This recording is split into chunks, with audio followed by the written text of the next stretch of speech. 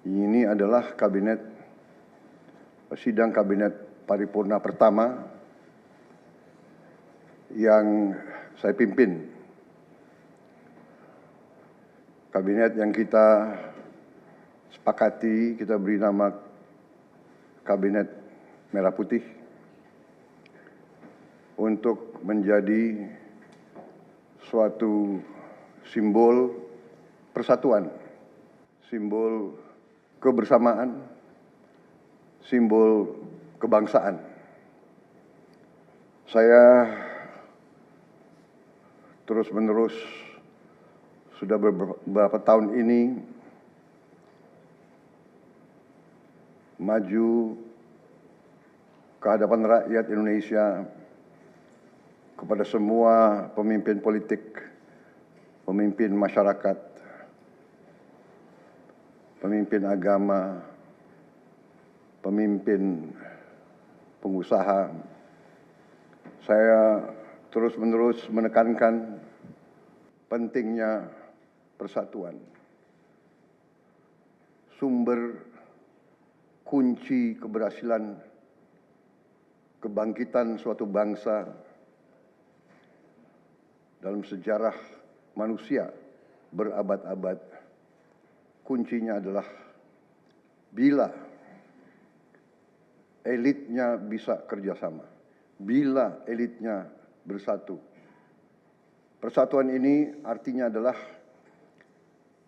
kita bisa sepakati mana adalah kepentingan nasional yang inti, mana adalah kepentingan nasional yang vital bagi kelangsungan hidup bangsa kita. Kita masing-masing punya kepentingan politik masing-masing. Kita masing-masing punya kepentingan kelompok masing-masing. Tapi manakala kita sudah bicara tentang bangsa dan negara, kita harus sepakati kepentingan nasional yang vital. Saya meyakini bahwa kepentingan nasional vital kita tentunya harus kita sepakati adalah kemerdekaan dan keutuhan NKRI. Keutuhan Negara Kesatuan Republik Indonesia. Dan untuk menjamin keutuhan dan kelangsungan hidup Negara Kesatuan Republik Indonesia, kita harus dengan handal, dengan cerdik, dengan pandai bisa menjaga dan mengelola kekayaan bangsa kita. Hanya apabila kita bisa menjaga dan mengelola dengan baik semua kekayaan kita, hanya dengan demikian kita bisa memberi pelayanan kepada rakyat kita. Kita bisa memberi kebutuhan hidup rakyat kita. Kita bisa membayar segala keperluan suatu negara modern. Dan di antaranya tentunya adalah menjamin kedaulatan bangsa. Saya ingatkan saudara-saudara sekalian, jangan sampai kita lupa dengan Undang-Undang Dasar kita sendiri. Undang-Undang Dasar 1945. Yang jelas dalam pembukaannya tertera tujuan-tujuan nasional kita, di mana tujuan-tujuan nasional kita sangat jelas oleh pendiri-pendiri bangsa kita. Tujuan pertamanya adalah melindungi segenap bangsa Indonesia dan seluruh tumpah darah Indonesia. Ini tujuan nasional yang pertama. Untuk kita survive. Karena itu kita perlu memikirkan apakah kita sudah cocok atau tidak investasi kita kepada pertahanan bangsa Indonesia. Kedua, tentunya memajukan kesejahteraan umum. Saya katakan berkali-kali bahwa negara yang merdeka, rakyatnya harus merasakan kemerdekaan. Janganlah kita bangga menjadi anggota G20 kalau rakyat kita masih banyak yang miskin, masih banyak yang lapar. Mencerdaskan kehidupan bangsa mutlak. Pendidikan bagi kita adalah prioritas yang sangat tinggi. Saya kira ini terlihat komitmen kita kepada pendidikan. Kalau tidak salah, alokasi kita dalam anggaran 2025 untuk pendidikan salah satu tertinggi, Pak. Mungkin selama sejarah kita, Pak. Untuk pertama kali kita sudah 25%, Pak, Bu, ya. 20.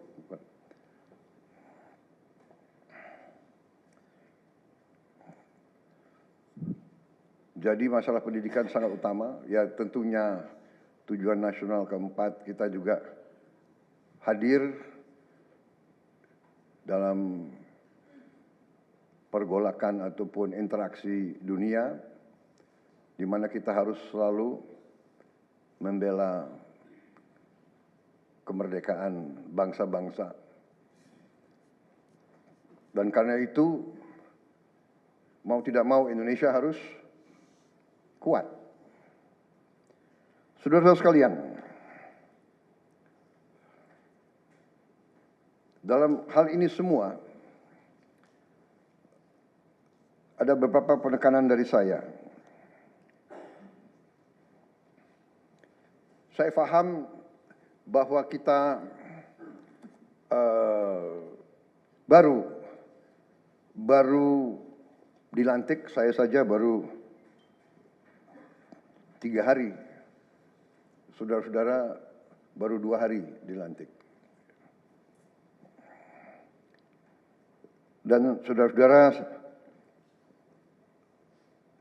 saya persilakan secepat mungkin, terutama bagi menteri-menteri yang baru, silakan konsolidasi sendiri, mengatur sendiri secepat mungkin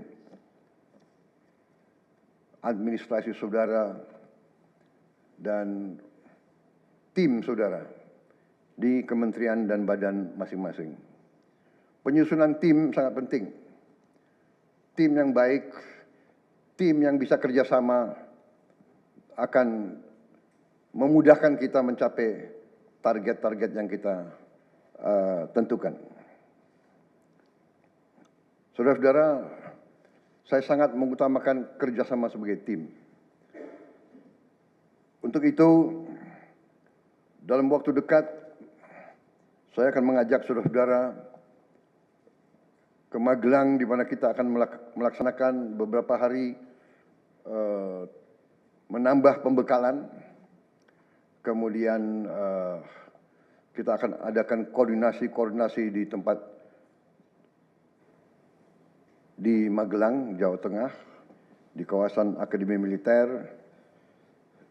Hal itu saya nilai bahwa akan membawa banyak manfaat, karena sesungguhnya lahirnya Republik kita memang proklamasi di Jakarta, tetapi ujian proklamasi berada di daerah-daerah di mana pejuang-pejuang kita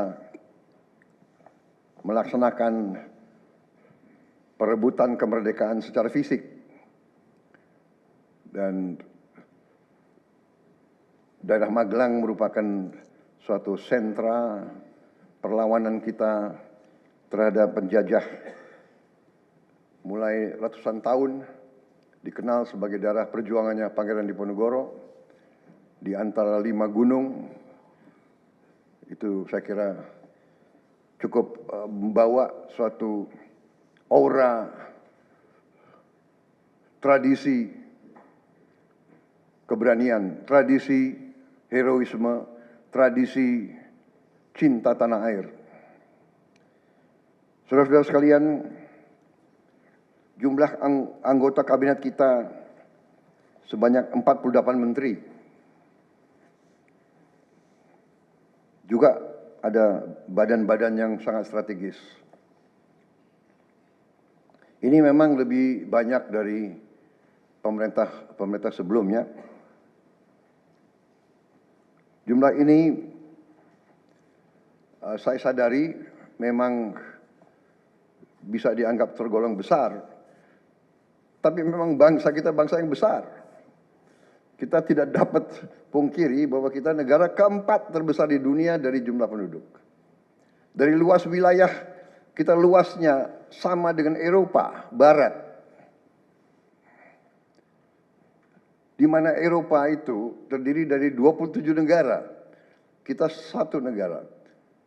Mengelola Eropa itu membutuhkan 27 menteri keuangan, 27 menteri pertahanan, 27 menteri dalam negeri. Saudara-saudara, kita seluas Eropa. Saudara-saudara sekalian, kita juga memilih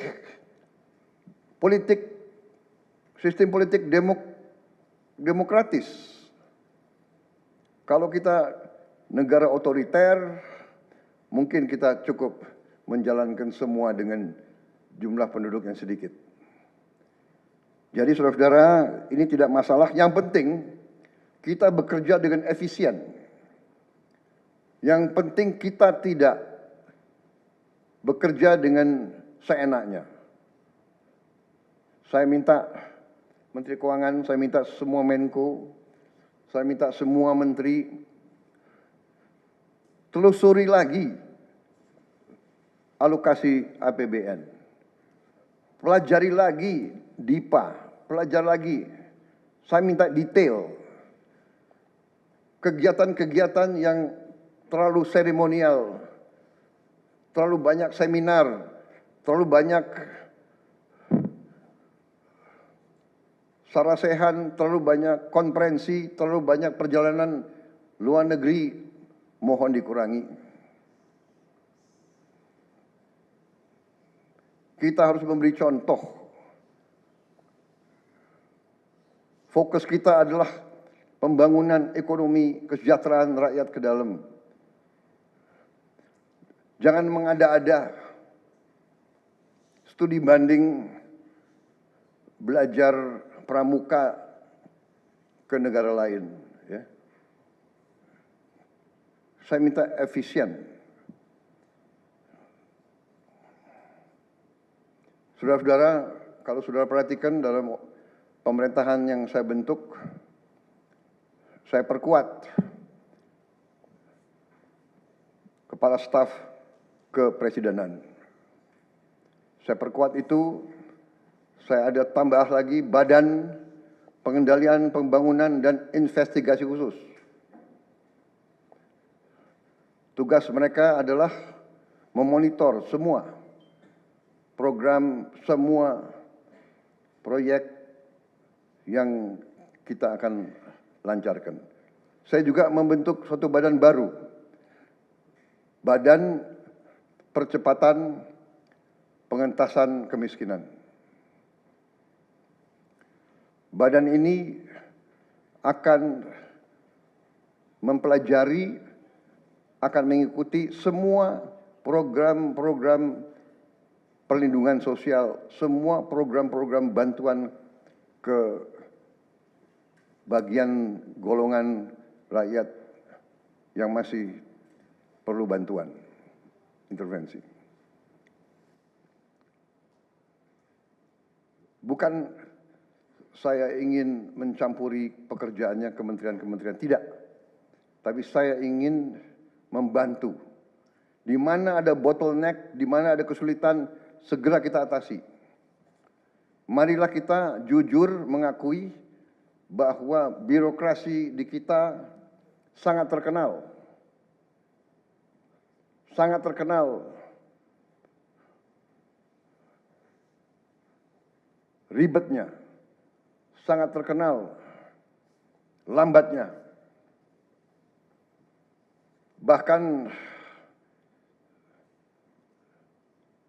ada pembicaraan oleh rakyat kita bahwa birokrasi pemerintah kita sering mempersulit, bukan mempermudah keperluan rakyat. Bahkan ada yang mengatakan kalau bisa dibikin sulit, kenapa dibikin mudah? Ya, ini saya minta menteri-menteri sekarang, mari kita lebih berani, mari kita lebih tidak ragu-ragu untuk memberi pelayanan yang terbaik kepada rakyat kita. Jangan ragu-ragu kalau saudara tidak puas dengan pejabat-pejabat di bawah Anda, laporkan, segera kita ganti. Begitu banyak orang yang mau mengabdi. Tidak ada orang di sini yang kebal, yang tidak patuh, tidak bekerja keras untuk bangsa dan negara dan rakyat. Saudara, saya beri wewenang, copot segera. Suruh tinggal di rumah aja, daripada bikin susah kita. Saudara-saudara sekalian, saya kira dalam waktu dekat saudara-saudara akan segera menyiapkan program kerja saudara masing-masing. Saya beri kesempatan segera, dan sewaktu-waktu terus saya akan panggil koordinasi. Tadi pagi sebelum sidang kabinet saya sudah koordinasi sama beberapa menteri, dengan Jaksa Agung, dengan BPKP, dan besok pun kita akan lanjutkan. Ada beberapa pengarahan dari saya, Menteri Bappenas, pastikan semua program dan kegiatan di semua kementerian lembaga mempunyai kontribusi yang signifikan, terukur, dan saling bersinergi. Pelajari kembali semua proyek. Jangan ada proyek yang mercusuar. Semua ditujukan kepada yang saya sampaikan pada pidato saya di depan Majelis Permusyawaratan Rakyat pada hari pelantikan saya. Kita harus swasembada pangan. Itu prioritas dasar karena situasi global. Perang besar bisa pecah setiap saat. Kita harus jamin kemampuan kita memberi makan rakyat kita sendiri. Swasembada energi mutlak. Kita bersyukur kita punya sumber alam yang sangat besar. Kita sekarang tidak boleh ragu-ragu memanfaatkannya sebaik-baiknya. Hilirisasi kunci daripada kemakmuran. Karena itu saya minta menteri-menteri terkait, Menteri Investasi, Hilirisasi, Menteri Bappenas, Menteri ESDM, dengan beberapa menteri lain, dibantu oleh tentu Menko Perekonomian dan Ketua Dewan Ekonomi Nasional, saya minta segera inventarisir proyek-proyek penting dalam program hilirisasi kita. 26 komoditas, proyek-proyek yang vital dalam 26 komoditas tersebut yang harus dihilirisasi segera dirumuskan, bikin daftar, dan kita segera untuk mencari dana sehingga kita bisa mulai hilirisasi dalam waktu yang sesingkat-singkatnya. Kemudian program makan bergizi, Kepala Badan Gizi Nasional dan semua KL untuk siapkan, segera kita mulai dengan bergerak cepat, tepat sasaran, terukur, tapi jangan takut dengan kesulitan. Saya masih mendengar beberapa tokoh meragukan kemampuan kita untuk laksanakan itu. Saya tidak katakan bahwa ini bisa selesai dalam 1 minggu, 2 minggu, atau 3 bulan. Tidak ada di antara kita yang punya tongkat Nabi Sulaiman. Tapi kita bisa berhitung, kita bisa mengelola, kita bisa alokasi dana, kita bisa kerahkan sumber daya. Dan kita akan mencapai target yang kita tentukan. Saya hakul yakin, saya pertaruhkan kepemimpinan saya. Bagi saya, makan bergizi untuk anak-anak dan ibu hamil ini adalah strategik. Yang tidak mendukung hal ini, silakan keluar dari pemerintah yang saya pimpin. Kita satu tim, harus yakin semuanya. Ini bagian daripada rencana kebangkitan bangsa Indonesia. Dan sesudah itu, tentunya yang saya katakan pendidikan sangat mutlak. Saya sudah panggil Menteri Pendidikan Tinggi, Sains dan Teknologi dan Menteri Pendidikan Dasar Menengah. Kita sudah mempunyai gambaran besar bagaimana kita segera akan menyentuh semua anak-anak kita. Kita akan gunakan teknologi untuk mempercepat membawa pendidikan kepada anak-anak kita. Dan ini sesudah itu tentunya kesehatan juga penting. Demokratisasi yang paling cepat, yang paling dirasakan oleh rakyat adalah pendidikan dan kesehatan. Kalau kita bisa memberi pendidikan yang terbaik untuk anak-anak kita, kesehatan yang memadai untuk seluruh rakyat kita, itu adalah demokrasi yang sebenarnya. Saudara-saudara, Menteri Kesehatan teruskan reformasi kesehatan, atasi kekurangan dokter dan tenaga kesehatan. Kita punya program khusus, nanti kita bahas tersendiri. Ini semua harus ditopang oleh pertahanan yang kuat, penegakan hukum yang tidak ragu-ragu. Saya minta Jaksa Agung, Kapolri, BPKP, Badan Intelijen Negara fokus ancaman yang berat bagi kita, judi online, narkoba, penyelundupan, penyelewengan, korupsi, kebocoran. Hanya dengan penegakan hukum yang tegas dan intelligence yang baik, bukti-bukti yang kuat, bisa kita segera mitigasi hal ini semua.